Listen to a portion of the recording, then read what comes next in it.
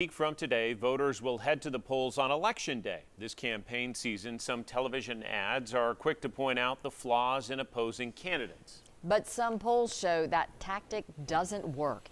10 News reporter Sean Franklin explores how voters feel about those negative ads. Sean?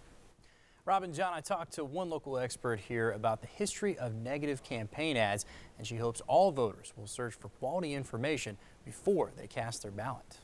Moderates, too weak to be our governor. My opponents are fighting over what I've already done.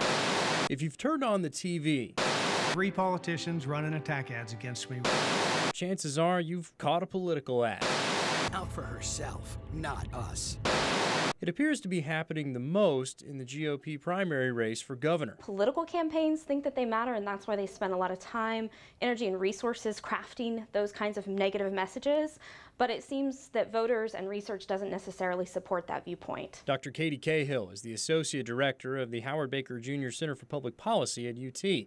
She points to a 2012 poll of more than 1,100 Americans that showed 65% didn't like negative ads. And in fact, Republicans and Southerners were more likely to say that they weren't effective. Just last month, a Quinnipiac University poll found 91% of respondents found a lack of civility is a serious problem in politics. It's unusual that you would see that level of agreement about something like that. So 91% saying that a lack of civility is a serious problem, I think indicates that this is a conversation we need to start having. She encourages voters to go beyond the campaign ads and be open-minded. As I always challenge myself to explore alternative viewpoints, I go to both sides of the aisle, as far left and as far right as I can possibly find. And do research on the candidates. Read what they actually say about the policies and what their plan is, and about their own personal background and motivation for running for public office.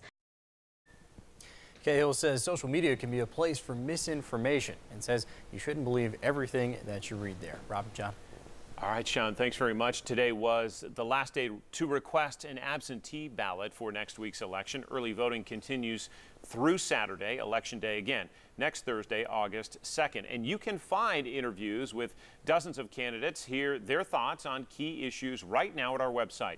You can also find a full guide to early voting with information about where you can cast your vote, poll hours, and also what you need to bring to those voting locations at WBIR.com.